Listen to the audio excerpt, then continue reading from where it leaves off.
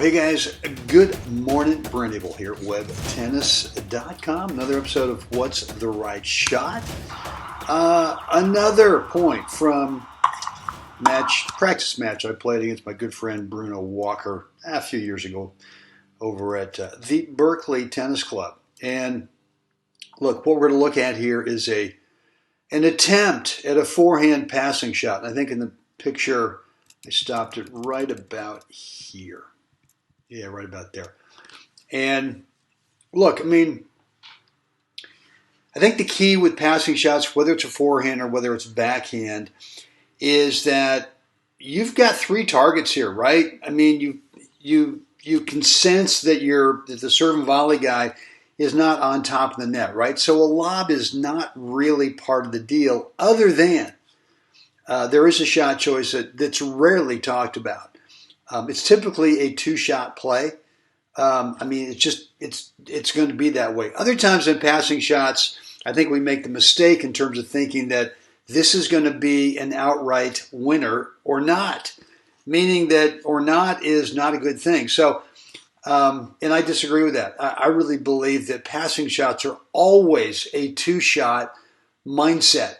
So let's kind of look at the possible different shots here. One of them is going to be a cross-court forehand. Another one's going to be a dipper, or maybe even from this racket setup, you could play a slow and low kind of slider right to the guy's feet, right? Knowing that it's probably coming back, and that's okay. And I've got the lawnmower brigade out there this morning, so if there's a little background mowing noise, sorry about that. Up the line's always a possibility, right? And then the other one is that, and I don't really do it in this situation where you've got an opponent who's actually still transitioning. It's more when you've got someone up there, maybe, up inside the service line, is to take it to the backhand side and kind of roll it up, not as a lob, but more as kind of a semi-looper topper that kind of gets up high on the backhand, right? Not an easy shot, not an easy ball at all right? Here's the point I want to make today. Out of all those shot choices,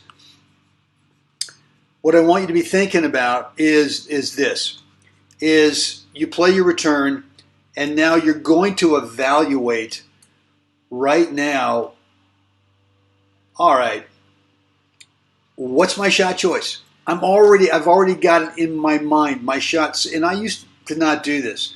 I would consider cross court, short and low to the feet, up the line, maybe something different, right?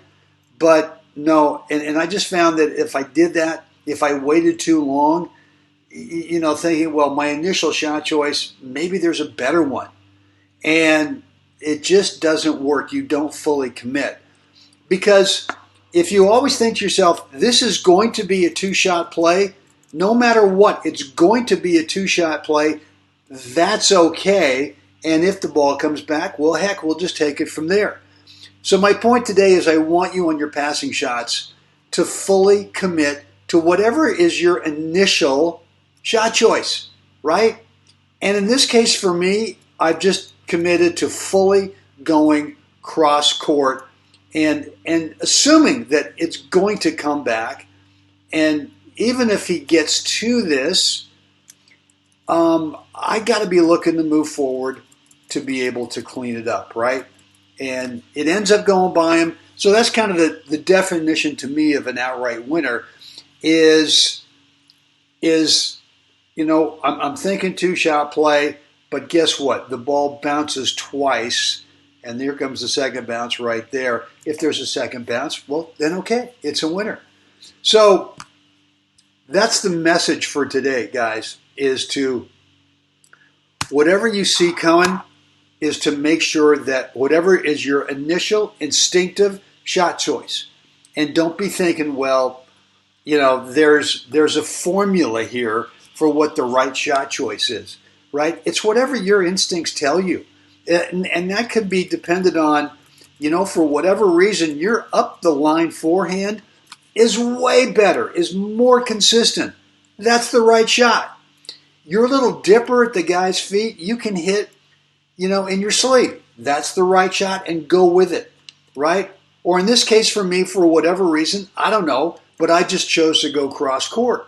And look, obviously with what's the right shot, you don't have the luxury of knowing, well, what's happened prior in the match. There could have been this situation maybe 10 minutes ago, right, where I did go up the line. And my initial shot choice was, well, let's go cross court because I did go up the line before, and that's what he's maybe thinking I'll do again because I was successful with it. I don't know. I don't know. We don't have the luxury of knowing that, right? So there you have it. Initial commitment, don't waver, trust it, go with it. Assume that it's going to come back. That's okay. And you'll just take it from there. So, guys, there you have it. Look, any questions, any comments, any remarks, let me know down below in the comments area, or you can shoot me an email, brent@webtennis.com. I'm going to give you a replay of the point, clean, no chatting. I'll do the point in real time, and then we'll do a slow motion version. And then at the very end of the video, there's some samples on the slice backhand. If you're still struggling with your slice backhand, the drive, and you want to get more offensive with it without it floating or sitting up over there for your opponent, then I've got a link in the description area that will take you to an information page about the 3 habits I think you need to build. Any player can do this. You just got to spend a little bit of time building these 3 habits. But anyway, that's at the end of the video. Check it out, and there you have it. Guys, look, it's time. All of us, we got to get out there today. We have to help another human being have a spectacular day, right? And until next time, which hopefully will be tomorrow, guys, I'll see you then. All right, have a great day.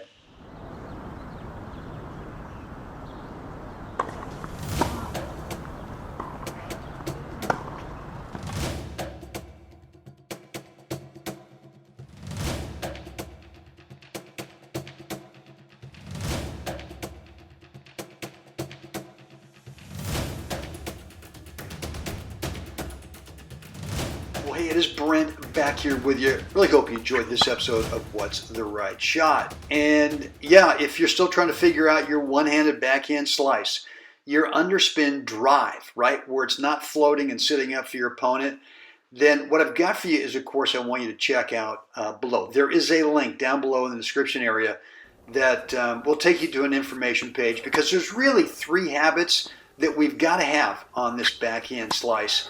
Especially for something like this where we just saw it, where you're taken out wide and maybe you want to play a little dropper off of it.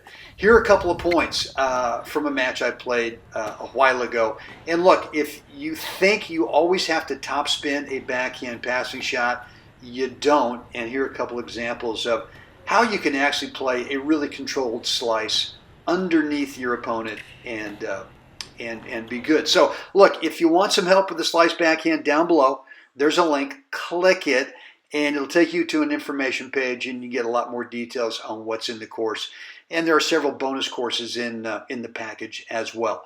Any questions? Brent@webtennis.com.